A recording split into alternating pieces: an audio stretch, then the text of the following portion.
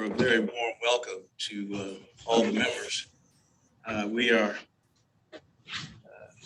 We're all over the state. It's not quite the reunion we had hoped for, but it's better than a sharp stick in the eye. It's nice to see all of you either on Zoom or in that meeting room. I regret that it's too soon to do this the way we had hoped to do it. But I don't want that sharp stick in the eye, and I just as soon wait until we have the ability to comfortably be in the same room at the same time, all of us with the single purpose of making DASNY all that it can be. So thank you all for joining us. We got a full house except one. Beryl is celebrating the holiday today and sends her regrets, but she is doing what she of course believes she should be doing. Sarah, I'm not going to try to do what Jerry did a minute ago. He did an excellent job, and you all would then compare to the quality of my job. So I'm going to ask you to do all of the preliminaries, if you will. That sounds fine, Mr. Chair. It is enacted law now, so we don't need to read anything for the record as we did before. And we do have a quorum, so in light of the new legislation that was signed on September 2nd, we can proceed. Well, I'm about to make John Johnson angry because he doesn't like when I point to the extraordinary viewscape from my chair at this table. But to be here today it's just magnificent. There's no other word that describes it. And I'm sorry that we all can't be in this one place to see it. If you notice, John, I invaded the space over here next to Yeah, I see that. Not having been in that room yet, I couldn't tell what you were looking at, whether you were relegated to blank wall or a window. So. No, he actually got here first, so he got the best seat in the house. I claimed it. So if we ever get back there as a group, can it first come, first serve for the best seats? Is that the way it's going to work? No, sir, that's not the way it's going to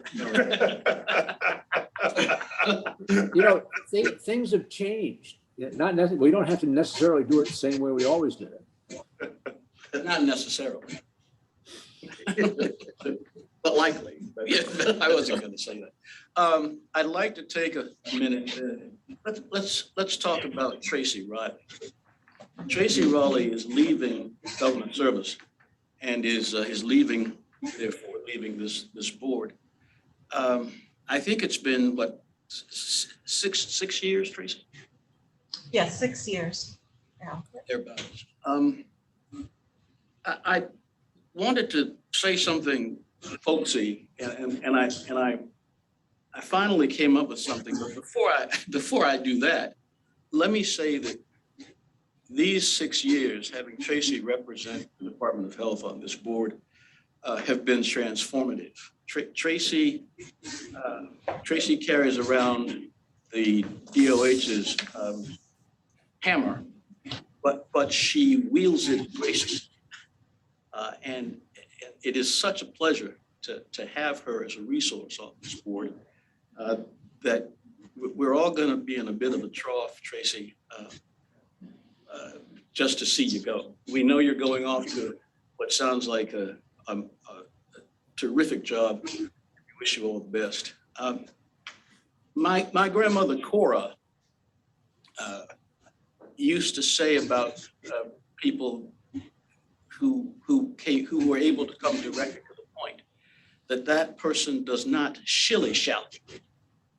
She made it up. It was, and that should not find its way into the minutes, although it's got to be in the transcript. Thank you all very much. You come to the point, Tracy, quickly. I always believe, though, that high horsepower people can do that.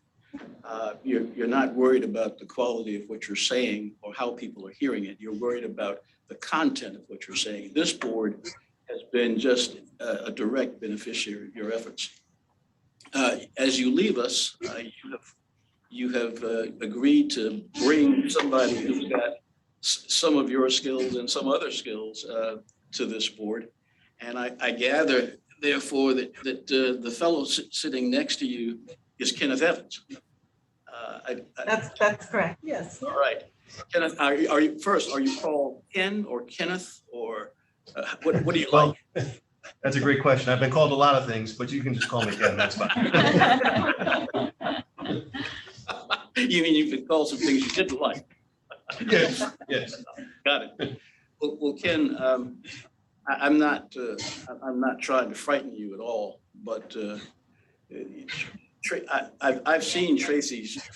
She does not have big feet. Nonetheless, she is leaving you some big shoes to fill.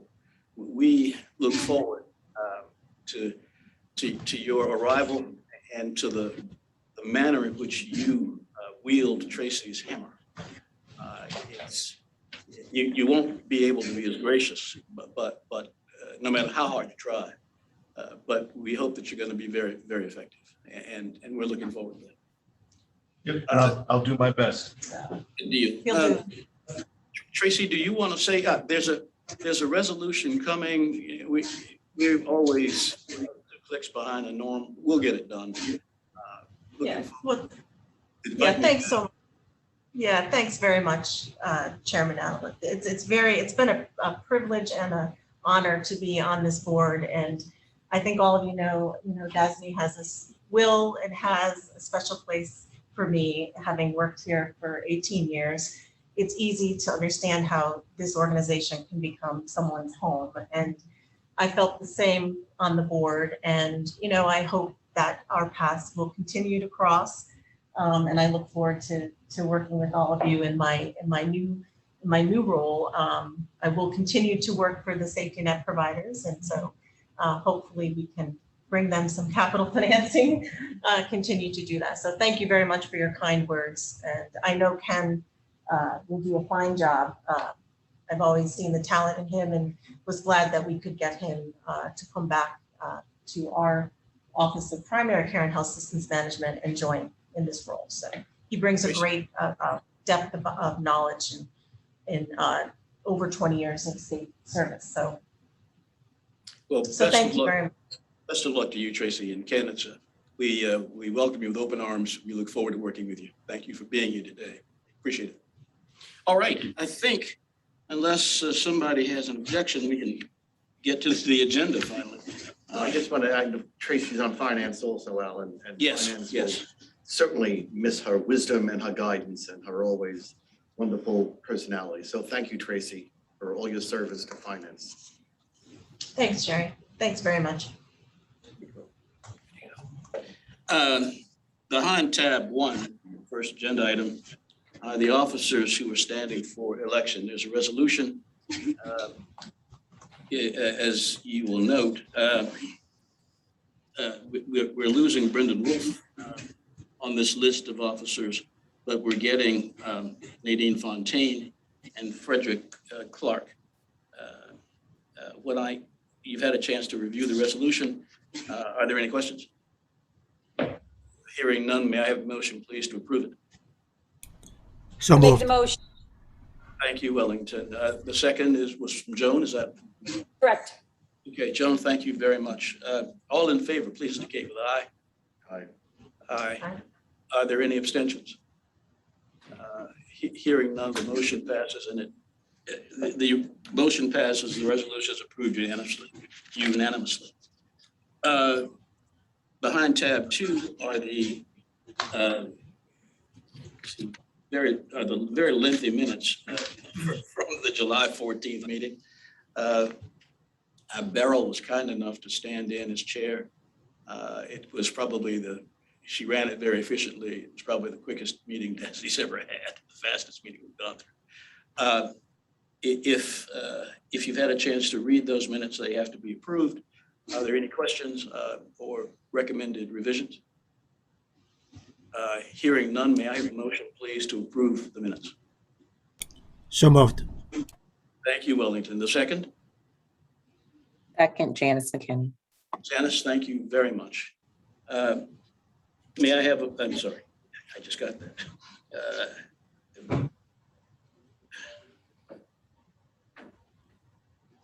Okay, all in favor of approval, please indicate with aye.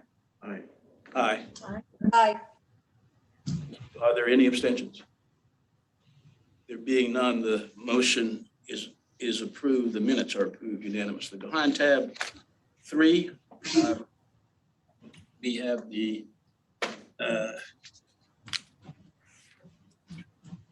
remember how to do this. Can you don't approve the finance committee. From the board. No, I just do my I was report. just going to go there. Okay. Behind tab 3, then, we have material relates to today's finance committee meeting. Chairman Romsky is going to present that. Thank you, Mr. Chair. Finance met today at 9:30 after approval of the meeting minutes from the July Finance Committee meeting. We advanced to discuss 2 offerings that are on today's full board agenda. One was the sales tax / PIT financing, and after some discussion and after a wonderful explanation of the offering by Matt, we unanimously voted to recommend that be approved at today's full board meeting. We then advanced to discuss the Fordham offering. And again, we recommend that be approved at today's full board meeting. And that concludes my report, Mr. Chair, unless anyone has any questions or concerns. Thank you. Any questions for Chairman Romsky? Hearing none, we're going to move to tab 4. I guess the first matter for consideration is the sales tax PIT proposed transaction, which is tab 4. Oh, I'm sorry. Then I intended to go to tab 5 and come back to just so that you'll, I was just corrected. I said tab 5 was the PIT transaction. It's not, but I thought we would consider, unless there's some objection, the 2 major transactions today and then come back to the urban health. Are there objections? Would you rather just stick with the order in which they're presented? Hearing none, we'll go to tab 6 then, and for the presentation, Matt Bergen of the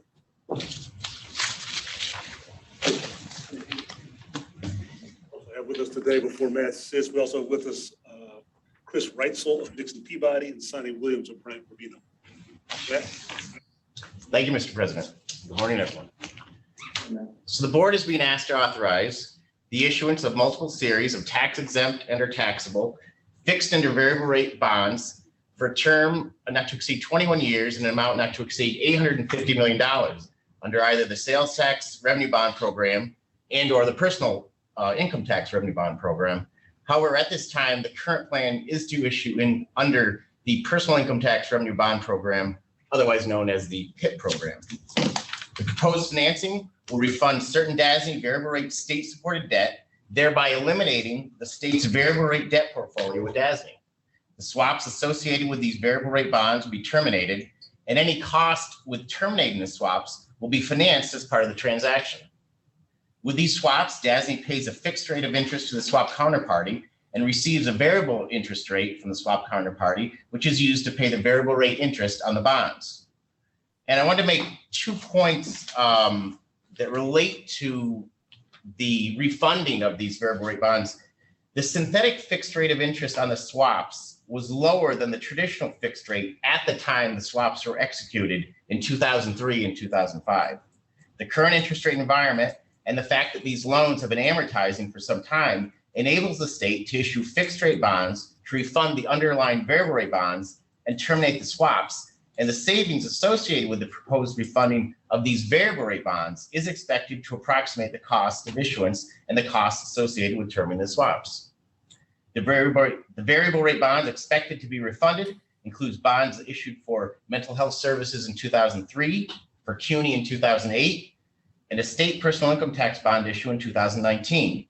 In addition, the current plan of finance also includes refunding of all or a portion of DASNY's state personal income tax revenue bonds, Series 2011E and Series 2011G. And these 2011 bonds are the plain vanilla fixed rate refundings, and this is where the bulk of the savings are. So to sum it up, we are seeking authorization for the bonds to be issued for the following purposes: the refunding of all or a portion of certain bonds issued under various state-supported debt programs, including but not limited to DASNY's Mental Health Services Facilities Improvement Revenue Bonds, Series 2003D-2E, Series 2003D-2F, and Series 2003D-2H.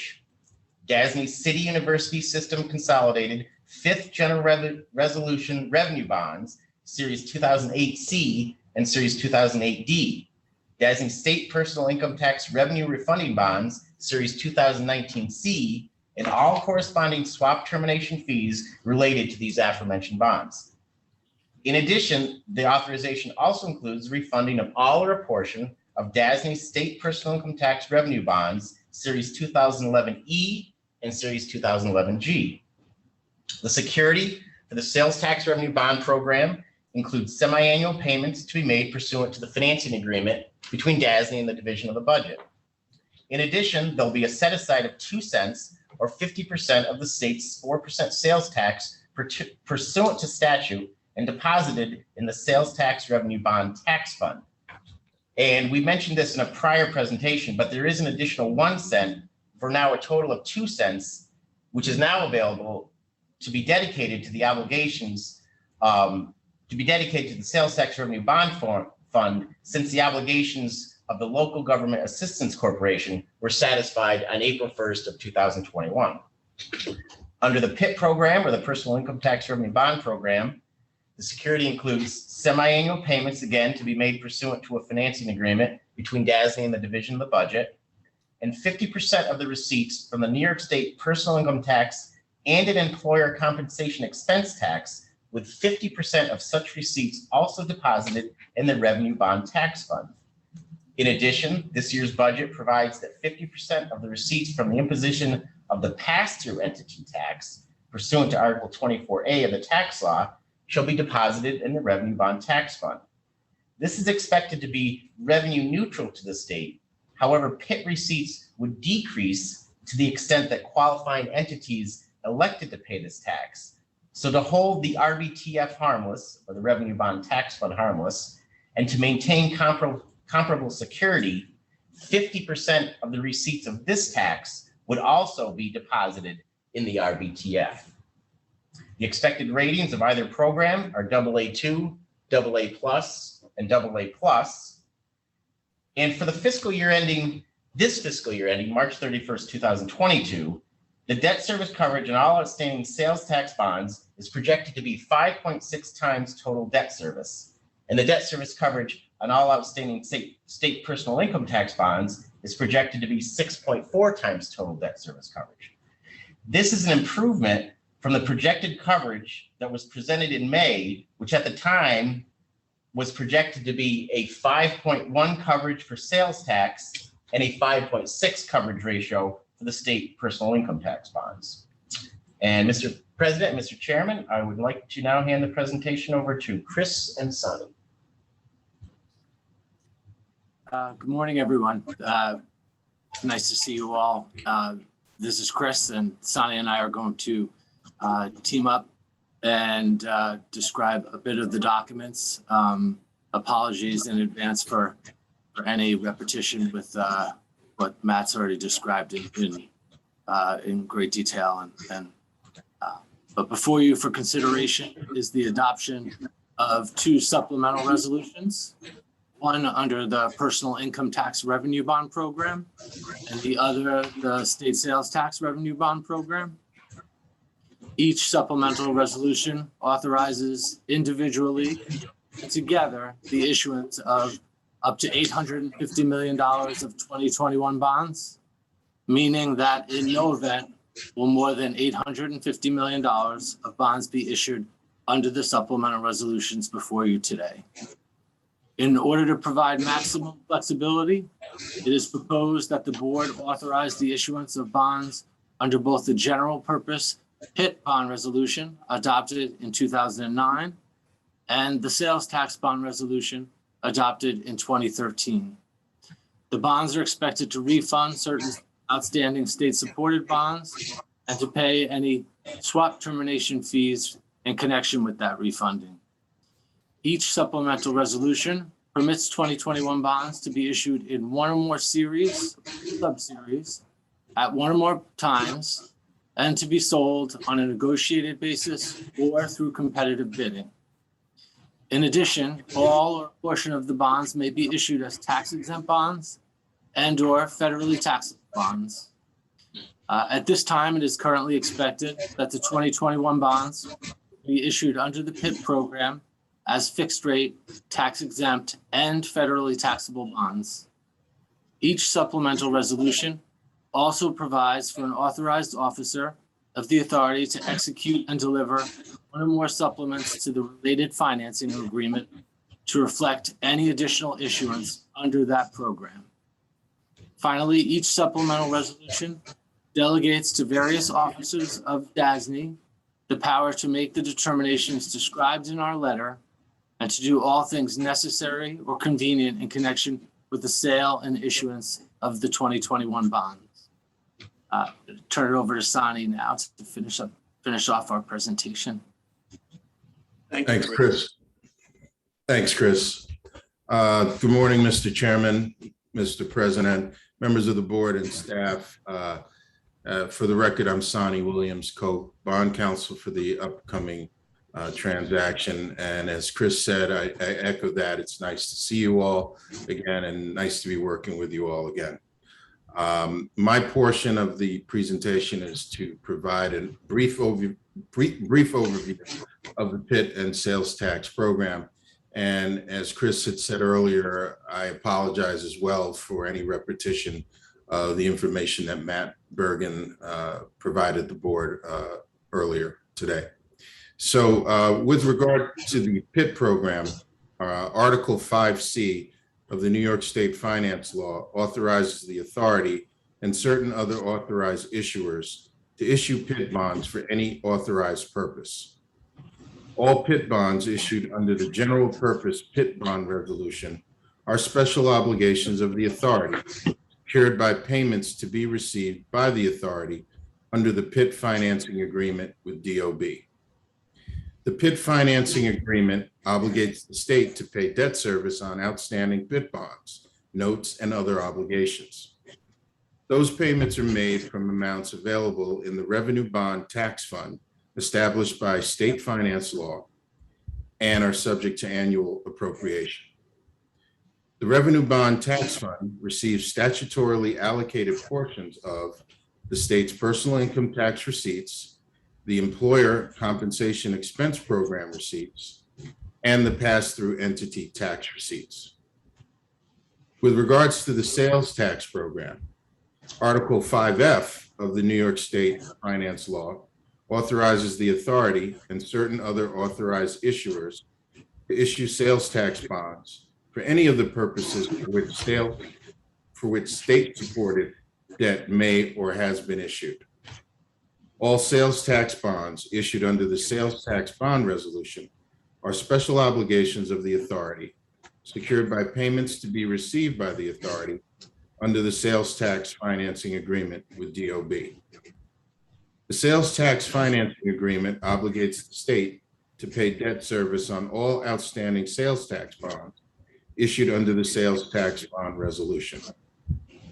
Those payments are made from amounts available in the Sales Tax Revenue Bond Tax Fund established by state finance law, subject to appropriation. The Sales Tax Revenue Bond Tax Fund receives a statutorily allocated percentage of the revenues collected from the state's sales and compensating use taxes. This concludes our presentation, but we're happy to answer any questions that the board may have. Thanks very much. Before I call for questions, it sounds as if one of the members in a remote location has simply not muted their equipment. If you could check just to make sure that you're muted. I ask whether there are questions from the members about the transaction. I'd be very good. All right. So are there questions for Matt and Sonny and Chris? All right. Hearing none, may I have a motion, please, to approve the transaction? So moved. It's Joan. When I make the motion. Thank you very, very much, Joan, for the motion. And Wellington, I think that was you who offered the second. Yes, that's correct. Okay, thank you. Just for the record. All in favor, please indicate with aye. Aye. Aye. Aye. Terrific. Any opposed? And are there any abstentions? Hearing none, the motion carries. The resolution is passed unanimously. Thank you, Matt and Chris and Sonny. And for Sonny and Chris, it's a pleasure to see you all. Thank you for joining us remotely. Thank you, Mr. Chairman. Thank you. Likewise. Great seeing you. Thank you. Could we go to number 6? I'm sorry. I guess that's number 7. I tab 6 is the Fordham University transaction, and Dave Oostvander, DASNY, will be presenting this transaction. Dave? Thank you, and good morning, everyone. Morning. The staff report provided to the members presents one or more series of tax exempt and or taxable, fixed and or variable rate bonds in an amount not to exceed 205 million, with maturities not to exceed 31 years on behalf of Fordham University. The majority of the proceeds from this issuance will be used for refunding purposes. The university will be refunding DASNY's all or a portion of DASNY Series 2012, 2014, and 2016 A bonds, totaling approximately 182 million. The Series 2012 bonds are callable on or after July 1st of next year. The university intends to either advance refund the Series 2012 bonds with taxable bonds, or potentially utilize a forward delivery of tax-exempt bonds, whereby the bonds at price as early as October of this year and close on or after April 2nd of 2022, when the issuance could qualify as a current refunding. The Series 2014 bonds are callable in 2024, and therefore the university intends to advance refund the Series 2014 bonds with taxable bonds. And lastly, with the 2016 A bonds, they have a total par amount outstanding of 131.7 million. At this time, it's anticipated that the university will refund 32 million of Series 2016 A step coupon bonds. These step coupon bonds are currently callable. The remaining 2016 A bonds are not callable until July of 2026. So while the university may not choose to refund the balance at this time, we've included the full amount of the 2016 A bonds in this authorization in the event that market conditions are favorable. In addition to the refunding, bond proceeds may be used to finance a portion of costs associated with the renovation and expansion of the university's campus center on the Rose Hill campus, as well as various renovation, repair, and replacement projects located on the university's campuses.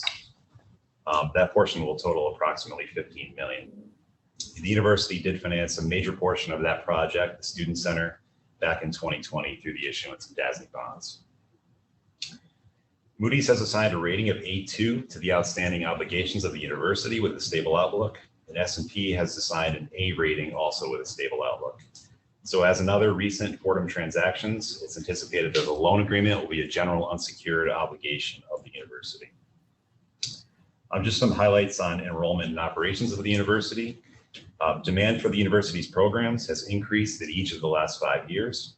Applications total just under 48,000 for fall of 2020, which held steady from 2019 despite the disruptions caused by the pandemic. The university reported 14,726 FTEs for the fall of 2020, which is down from the 5-year high of 15,400 for the fall of 2019, again, really due to the pandemic. But in speaking with Fordham, the 2021 enrollment numbers, which are not finalized yet, look to be quite an improvement, with freshman enrollment reaching a record high.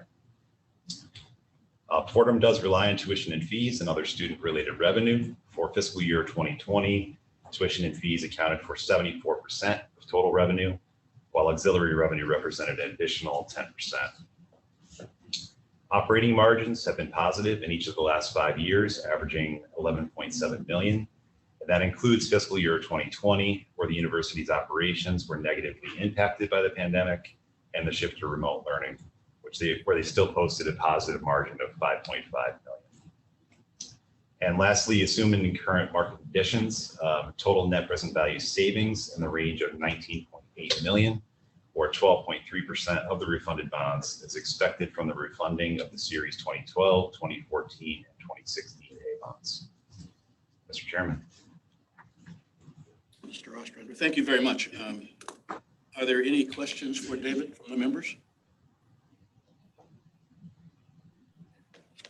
Hearing none, may I have a motion, please, to approve the transaction? So moved. Thank you, Jerry. Wellington, thank you for the second. All in favor, please indicate with aye. Aye. Aye. Is there any opposition? Are there any abstentions? Motion passes and it carries, and the resolution passes unanimously. David, thank you. Thank you. We're going to go back now to tab 4. On tab 4 is the Urban Health Plan Incorporated Transaction Summary Update.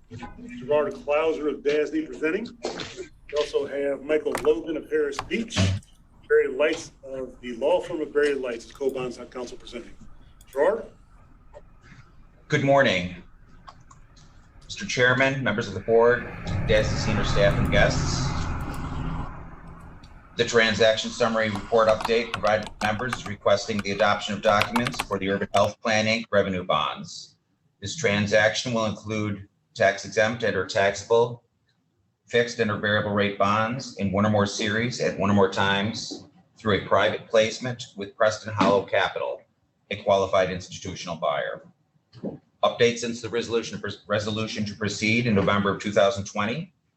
The project presented to the board for the resolution to proceed on November 5, 2020 has been amended. The project has been revised to eliminate 2 floors consisting of shelf space and 2 underground parking floors. The clinical space remains the same and the clinical services will remain the same. Urban Health Plan Inc. submitted an amended certificate of need to the Department of Health to reflect these project changes.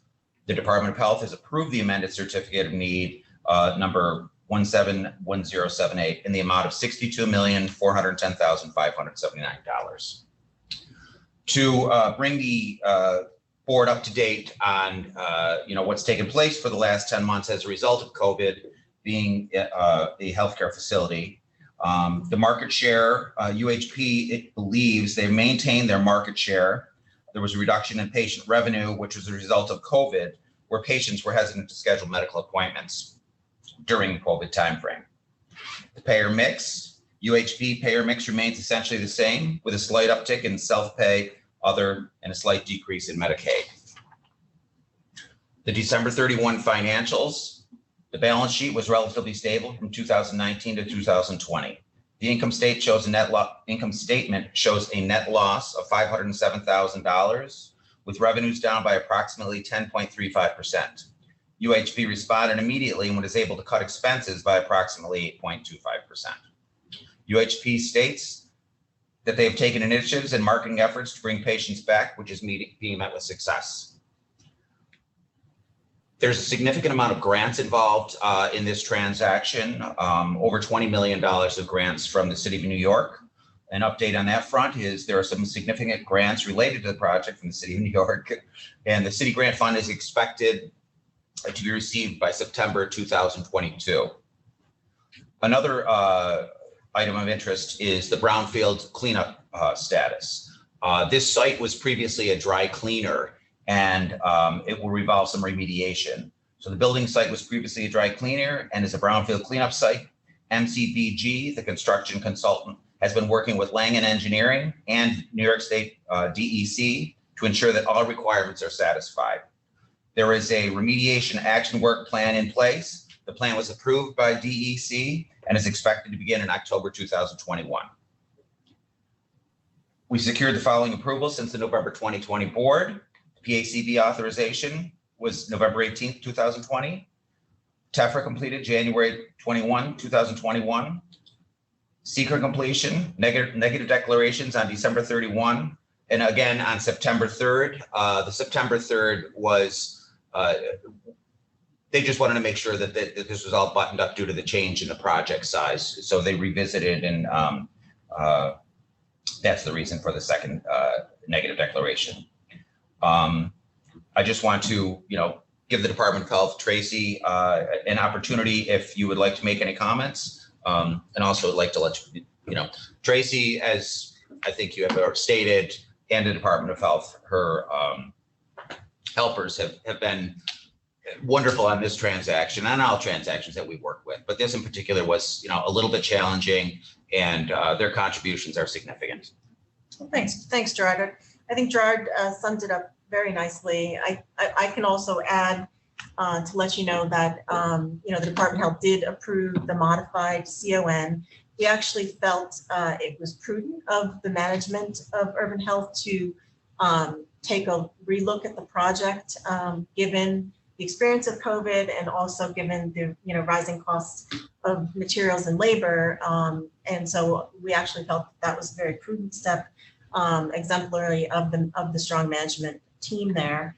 The project is supported by the Department of Health. We issued our recommendation letter back in November. Also on the grant front, in addition to the City Council, which is positive news, of the 20 million of City Council grant dollars, the Department of Health issued a award for a capital restructuring financing program grant, which is also on around 5 million in support, and that is under contract right now. It is executed. So that's another good favorable move. So this is a good project. We're happy to work collaboratively with DASNY to get the funding. And now I defer to co-bond counsels, Mike Logan and Barry Lights, for the document review. Morning, Mr. Chairman. Morning, President, members of the board. I'm here with our co-counsel, Barry Lights, just to give you an overview of the documents for this transaction. So before you for consideration this morning is the adoption of a new bond resolution entitled Urban Health Plan Incorporated Revenue Bond Resolution. It authorizes the issuance of one or more series of tax-exempt or taxable bonds to finance the or refinance the facilities of Urban Health Plan Incorporated. And there's a series resolution authorizing the issuance of one or more series of bonds for Urban Health in a principal amount not to exceed $70 million for the project. The institution, as Gerard mentioned, has requested the authority issue the bonds to finance the construction of a community outpatient healthcare facility to be located in Bronx County, New York, and to establish a debt service reserve fund for payment of the bonds. The institution's current expectation is that the authorized bonds will consist of two series, tax-exempt bonds, which are the Series 2021A bonds and the Series 2021B bonds. The Series 2021A bonds will be issued at a fixed rate to maturity, and the Series 2021B bonds will be issued with a Sept coupon feature, meaning the interest rate on the bonds will periodically change, but they're predetermined rates set at the time of pricing. The institution has requested that the authorized bonds be issued as a drawdown, with portions of the bonds to be issued in phases during the construction period to generate bond proceeds that match the construction needs of the project. All or a portion of the 2021 bonds are expected to be redeemed with state and city grants as they're received. The general resolution constitutes the agreement between the authority and the holders of the bonds issued under it and contains the basic terms that apply to each series. The general resolution is a new resolution. It's based on DASNY's new model resolution, and the Series 2021A bonds and B bonds will be the first and second series of bonds issued under the new general resolution form. Bonds may be issued from time to time pursuant to the general resolution for paying the costs of one or more projects moving forward, paying costs of issuance of bonds, and funding a debt service reserve fund, and finally paying or providing for the payment of outstanding bonds. The general resolution authorizes the bonds to be issued as fixed rate bonds, variable rate bonds, and in other forms and structures, all in accordance with a related series resolution and the certificate of determination. Authorized bonds are special obligations of the authority, and they're paid payable solely out of the payments made by the institution to the trustee on the transaction pursuant to the loan agreement that Barry is going to discuss with you in a moment. The series resolution authorizes the issuance of these specific bonds up to an amount in the aggregate of $70 million. Each series of authorized bonds will be secured by the funds and accounts established for this project and for each series. And it's expected that the authorized bonds will be secured by a mortgage on the site of the project, as well as one or more mortgages on additional real property and by debt service reserve fund for each series of authorized bonds. The series resolution delegates the authorized officers of the authority the power, among others, to determine the matters within the parameters described in our letter to the board, including the aggregate principal amount of authorized bonds to be issued for each series, the maturity dates, the rate or rates at which the authorized bonds will bear interest, the denominations of the authorized bonds, and such other matters as are not inconsistent with the terms of the general or the series resolution. The series resolution also authorizes various officers of the authority to execute one or more loan agreements, one or more assignment agreements, and all other documents, including one or more intercreditor agreements that may be necessary or convenient in connection with the sale and issuance of the authorized bonds. I'm going to turn it over to Barry, who's going to provide an overview of the loan agreement and certain other matters for this transaction. Thank you. Thank you, Mike. Mr. Chairman, Mr. President, members of the board, good morning. My name is Barry Lights, co-bond counsel on this transaction, and I'd like to give you just a little bit of color on the loan agreement and some other documents. I apologize for any repetition given Gerard's and Mike's comments. The authority and the institution will enter into a loan agreement in connection with the issuance of the authorized. Excuse me, Barry. bond. Barry, Yes. we're going to test how good you are. We're having some technical problems in Albany. So if you just pause for one moment. Okay. Get them back online. Sorry about that. No worries, no worries.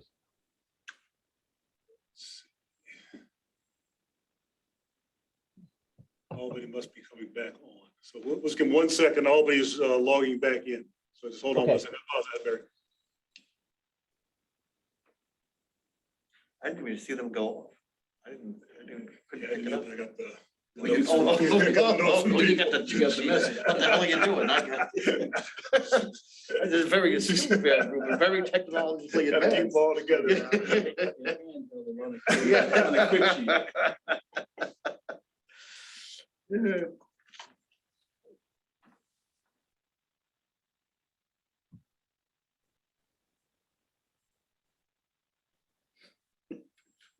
Someone from India pop up on the screen.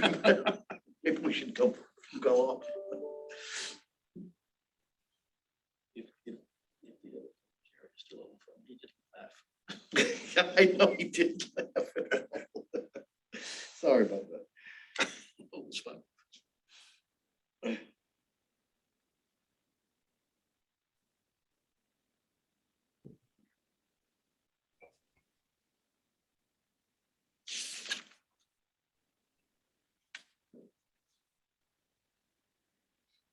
Eviction moratorium is so difficult to follow, the new one. Barry and. Is it on their end? Michael, it's good to have you both on the line. Thank you for joining us today. I'll get beyond that quickly. Thank you. No problem. Pleasure.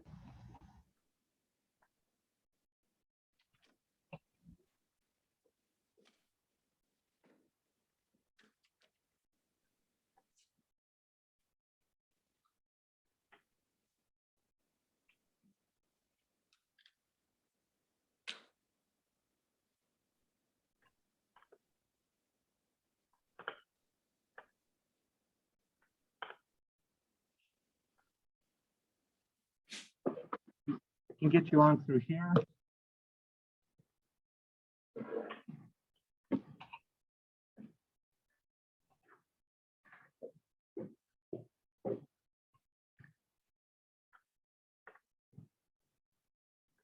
Okay.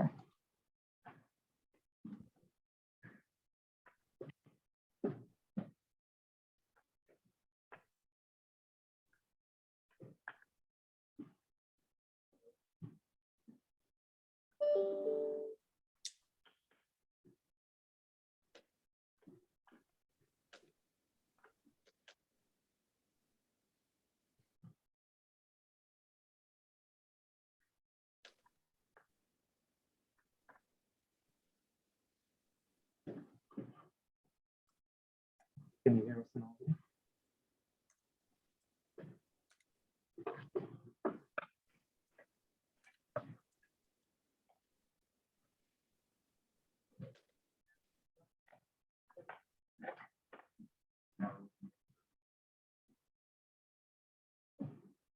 You said he heard us?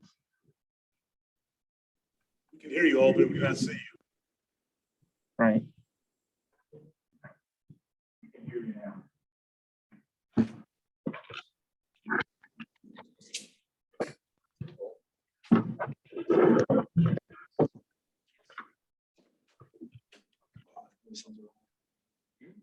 Is it on our end or is it?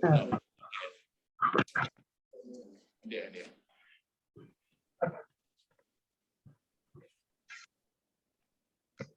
If there's anything we could do, I'll have to get Cam there. Okay. This is room for Kelly. I'll take this down. Michael and Darren, can you hear us?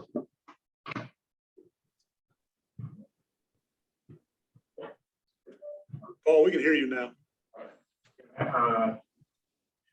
Doesn't appear that Barry or Michael can. Yes, yes, Yep. I can hear you. I can hear you as well. Thank you. Great, thank you.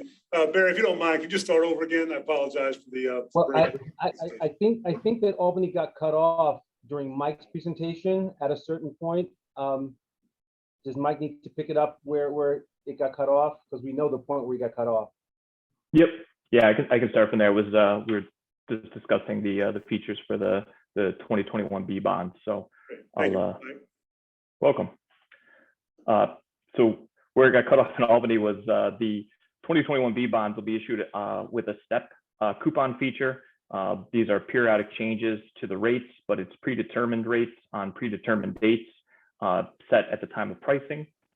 And the institution has requested that the authorized bonds be issued as drawdown bonds with portions of the bonds to be issued in phases during the construction period to generate bond proceeds that better match the construction needs of the project.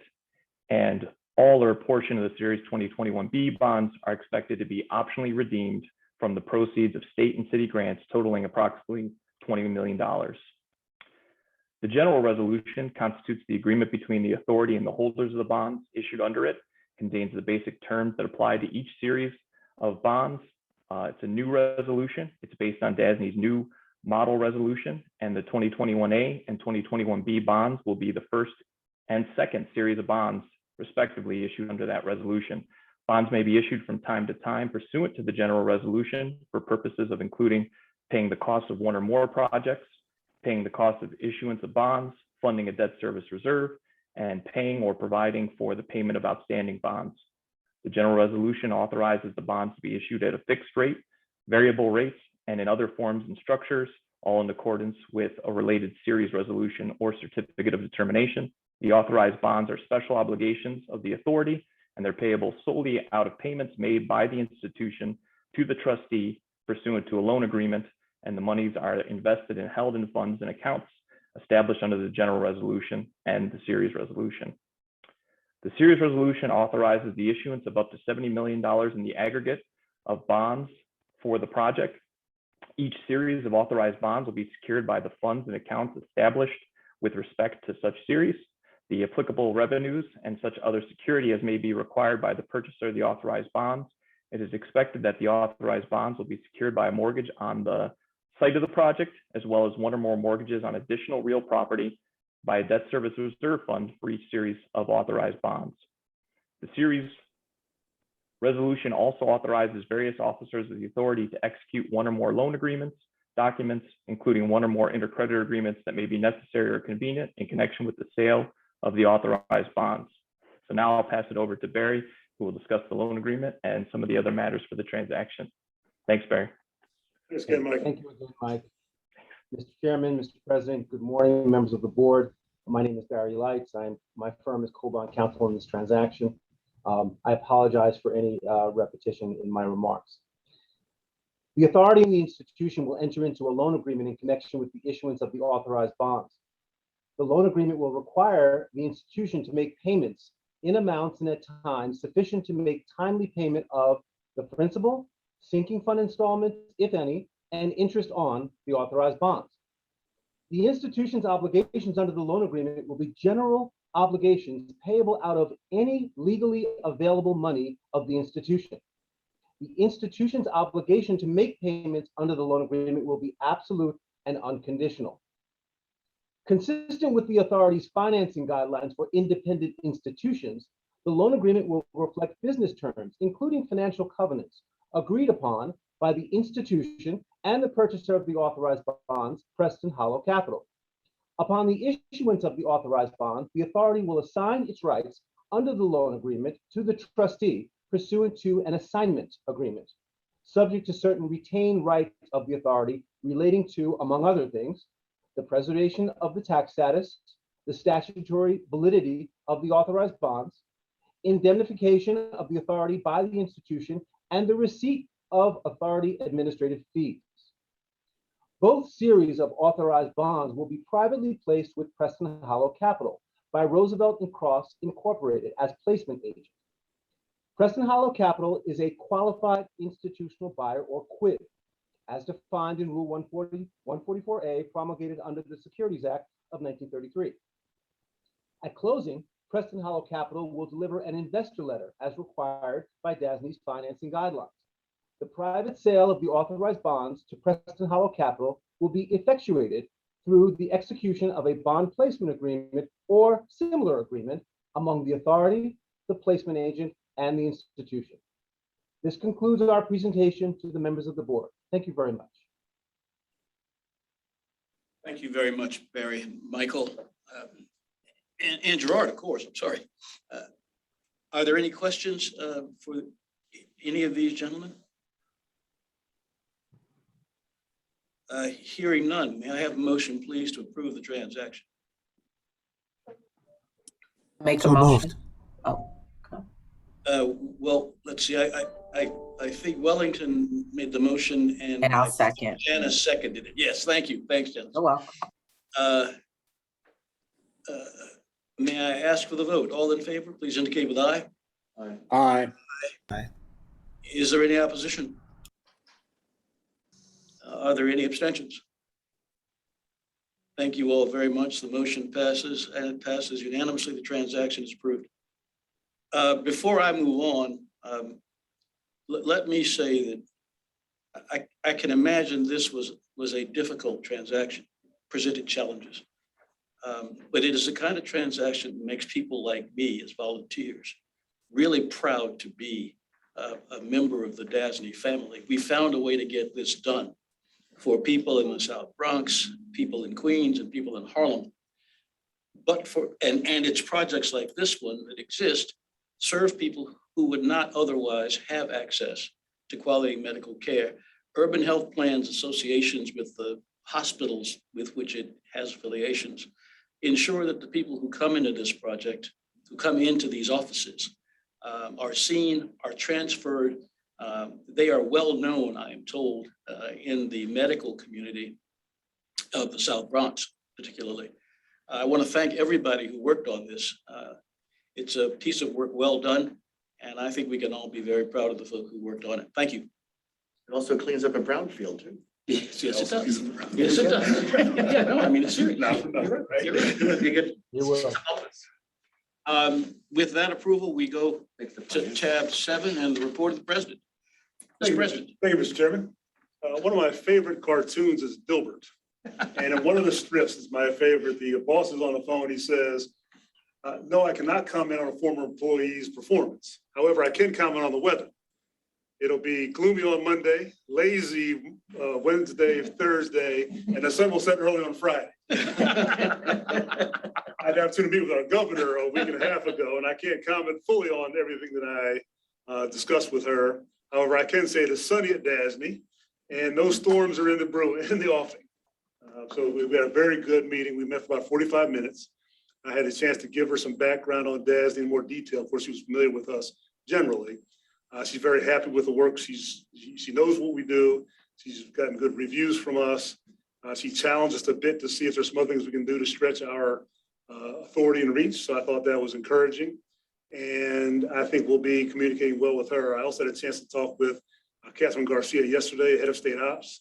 And she called me on a specific DASNY point that I brought up to the governor's office. So I feel like we're being heard and they're moving. Yeah, so it felt very good. So I just want to report back to the board. I had a very positive meeting and feel very good about our new governor and where we are as DASNY positioned inside of the state. And we'll certainly keep you up to date if I hear anything otherwise. Second, I'm pleased to announce that you'll recall Michael Johnson, our head of diversity and inclusion, left a few months ago to become part of the Board of Elections. He was nominated and appointed there as a full-time position. We've hired a new director of D&I. Her name is Nairobi Vibes. Nairobi came to us about 3 years ago. She is a lawyer by training. She'll report into general counsel's office.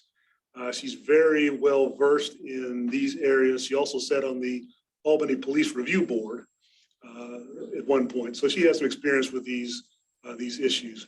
So we're very pleased. She accepted the offer yesterday. So we're pleased to have her on board. She will be transitioning over the next week or two, and then be full-time taking over the ombudsman role as well as the D&I role. So very pleased to have Nairobi in that position. And as a future board meeting, we'll introduce her to the board formally. Congratulations. I am very, very pleased with that. And then finally, on my report, before I turn it over to the other members of the team, we've been going through this back to work, not back to work, back to work, not back to work. You recall we're on an A-week, B-week schedule. We've decided to extend that out to October the 4th at a minimum as we continue to monitor the Delta variant and other issues. So we'll continue on our current assignments. We have had more staff come into the office. We have a lot of busy work Steve will talk to you about the construction side. Those folks have been, well-versed all this whole time on safety and security. But we continue inside of our offices to maintain cleanliness, mask requirements, and those things that we get through this virus. As we close out Labor Day and move to the fall, we're going back to more traditional presentations from staff. And so I'm going to ask in order for Kim Ellis to talk about our financial report, Nadine Fontaine to speak about the general counsel's report, Portia Lee to give her public finance report, and Steve Currow to give a construction report. So in that order, Kim, if you could go first. Kim Ellis.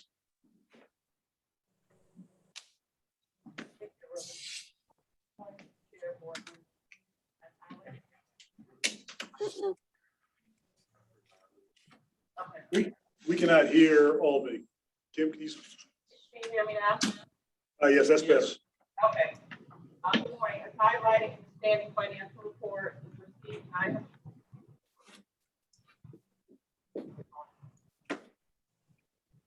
Can you hear me? I want to ask you something. No. I apologize for the technical issues. If each of you could just stand up and move to the computer that you're using and speak into it as you present, that would be helpful. Okay. Can you hear me now? Yes, thank you very much. Okay. It's highlighting the standing financial report. We received $900,000 in financing fees through July against a total budget amount of $1.7 million. The percentage of direct hours charged to our public client program is slightly up at 94.4% against a budget of 92.5%. Our operating expenses are primarily on target, slightly below budget by $300,000. Even with the slimmed down budget, we continue to try to minimize expenses where we can. For the fiscal year-end audit update, our year-end audit, KPMG is wrapping up the audit of the approximately 22 individual financial statements, and they're expected to issue a clean opinion later this month. So we'll have that highlighted and finished. And lastly, included in your report was a quarterly investment report as of 6/30/2021. Total investments increased, and it was primarily related to deposits into the debt service fund in order to make debt service payments on the bonds. Unless there's any specific questions, that concludes my report. Do you have any questions for Kim? No, Mr. President, not here. Great. Thank you, Kim. Nadine, if you could step to the computer, I'd appreciate it.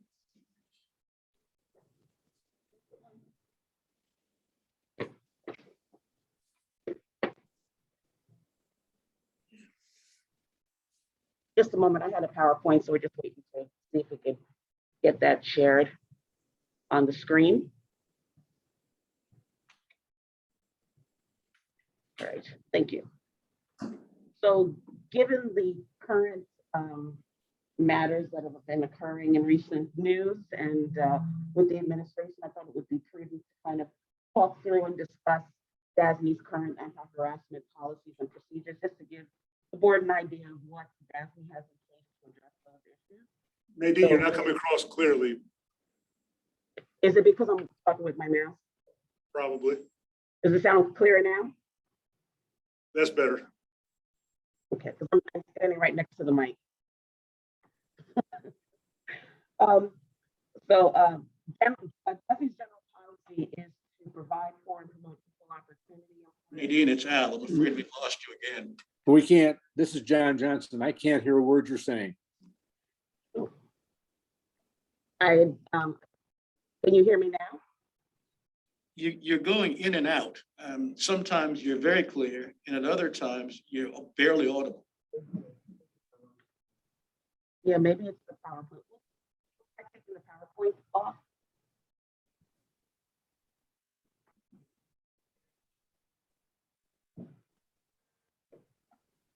Yeah, I would take it down. See what happens. It's not necessary. It's not really. Can you hear me now clearly? Does that make a difference? I think, Mr. Chairman, this obviously audio, we're having a problem in Albany. So I'm going to do something that at the risk, I'm going to give a couple of reports myself, if you can hear me clearly. And I promise we'll follow up on this at our next board meeting. I apologize. So, Nadine was going to give us a presentation. We'll send it to you in hard copy. Actually, that's in your board book. But because of the anti-harassment topics around the state, we have implemented a program. We'll be doing in person over the next 3 to 4 months training for all of our employees around various types of harassment, not the least of which is sexual harassment. Sure. We did this with our diversity and inclusion program. It went very well. Everybody signed up for a session over 4 or 5 weeks. Having a person helps because as opposed to just clicking through, you get some interaction. And so we feel like that is an excellent way for us to work on this issue that's so important to all of us. And so Nadine and the General Counsel's Office will be leading that effort for us. Moving on, I'm not the head of public finance, but I stepped at Holiday Express last night. The market continued, the interest rates continue to be very low. You see that our calendar is picking up. Obviously, we have the large PIT transaction. But this time, it came up very quickly because as rates fell, we moved toward those swap maturity rates. We were able to get the savings there. We expect that we will have another PIT transaction either late in the this calendar year or early next fiscal year. But the state still enjoys very low rates. And we're starting to see more pickup activity from our private clients. And so we look forward to having a robust calendar this fall. Our public finance staffing, we had 2 fellows, as you recall, who have joined us as employees. I'm here to report they're doing great work. And it's just been fantastic. I ran into Dave Ostrander as we walked next to each other in Albany. He would just said how great it was to have them there, how much they knew, how much they learned. And quite candidly, just the energy they bring to the table is just great. So very pleased about that. And then finally, I'm going to go to Steve Curl, but give me 1 second. I'm going to actually pull up his report because it is better to be read. It's very detailed. Yeah, very detailed. Yeah. As always. Thank you, Steve.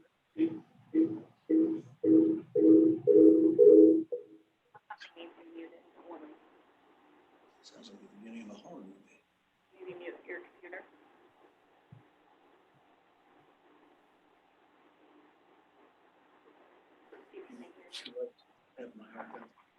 I've got it. I'm just trying to see. Ruben? Yes. Ruben, can you hear me? I can, yes. Do you want us up here? We did a little technology shift. Do you want us to give our reports? Actually, if Steve, if you could do yours, I did Portia and Nadine. So Steve, if you could do yours, that'd be great. Okay. I'm going to just start with a quick SUNY update. SUNY summer projects.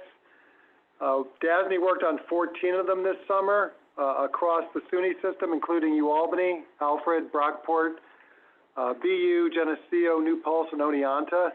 The total project value was about $15 million. In addition, we had one capital project at SUNY Alfred underway. That was Mackenzie Hall, Phase 3A, also slated to finish this summer. 11 of the 14 summer projects are complete. 2 are nearing completion, and 1 remains open, which is the Boughton Hall bathroom project at SUNY New Paltz. This project missed its substantial completion date of early August. Students are being accommodated in one of the campus's empty residence halls at this time. We expect TAO next week, and the students will then move in. With regard to the summer of 2022, we have a limited number of projects in design currently. Just of note, both the summers of 21 and 22, the volume was well below the typical 30 to 40 summer projects that DASNY is accustomed to managing. At the same time, there's 3 capital projects that were shelved last May due to COVID that may be starting up again in the near future. These include Smith Hall at SUNY Cortland, which is projected to start this December at the end of the current fall semester. SUNY New Paltz, Awasting Hall, which is a $40 million renovation, as well as UAlbany's G&H Colonial Quad project, also $40 million. Both of those are being projected to start at the beginning of summer 2022. Okay, just quickly across some of the projects. FIT, this is the $189 million new build. Contract 1 foundation work continues. I was at the project site last week. 28 of 32 drilled caissons are in place for the foundation. This foundation work is scheduled to complete early in 22, at which time the balance of the new build will begin under contract 2. Up at Lehman College, the School of Nursing, this is about a $100 million new build. Like FIT, the foundation work is progressing toward an early 2022 completion date. Dewatering systems are in place. 132 caissons are drilled and grouted. The contractor has formed piled caps and grade beams, so the foundation is progressing nicely. And the supportive excavation bracing installation was completed last week, allowing the contractor to restart excavation work. Quickly moving to West Point, 2 bridge projects have now moved into the construction phase following completion of a construction MOU with the Academy. The 2 bridges are being constructed via our job order contracting program. Precast concrete for the bridges is expected in late October, and we are shooting for an end of year completion for those 2 projects. There's a 3rd bridge that West Point has asked us to work on that is now in design. There's also a retaining wall project that's in design and a museum project that we are awaiting word to proceed on.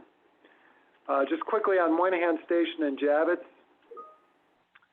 Moynihan, the train hall, as everyone knows, was permitted and opened back at the turn of the year. DASNY continues to permit retail and office space in the building, including retail fit-outs of the train hall concourse. To date, DASNY has permitted 14 projects, issued code compliance certificates for 6 projects, and is currently reviewing an additional 3 projects for permit. Work on the permitted spaces is ongoing with periodic inspections provided by DASNY.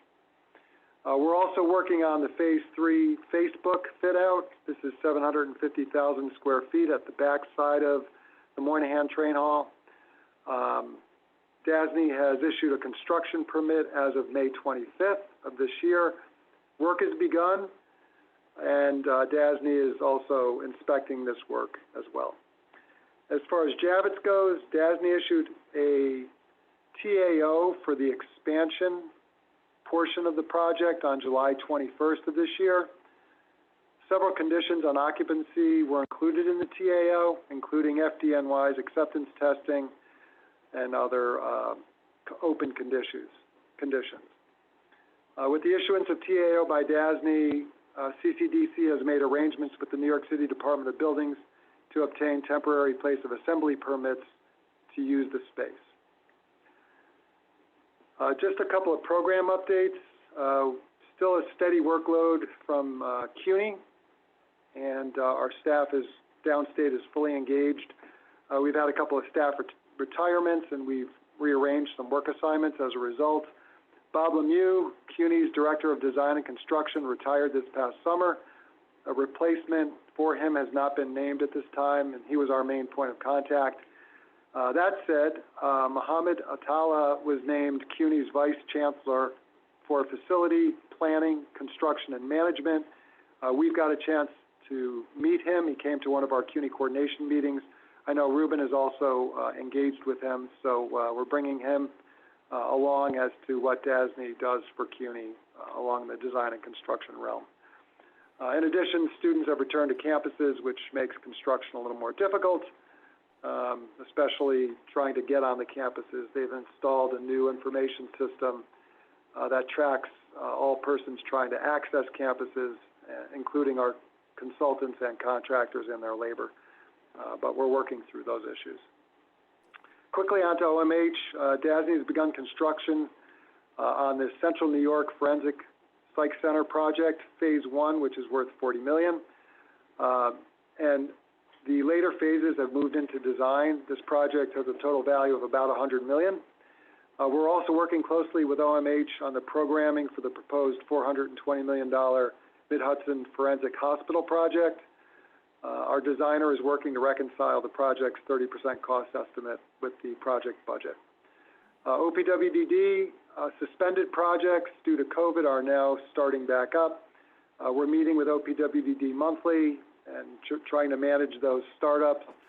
At the same time, we're anticipating a new community minor maintenance program for OPWDD that will be announced later this fall. Gozer, we're pushing hard to get to the September 2022 deadline to complete all projects. 20 of the 22 remaining projects are either in construction or entering construction. Another 16 of those projects beyond those 22 are substantially complete. Just a couple of quick updates regarding the construction division. Our PM web implementation project is well underway. Our team is pushing to finish off phase 1 of the implementation. The construction division went live with the system on August 1st. We're currently adding selected projects, new projects into the system.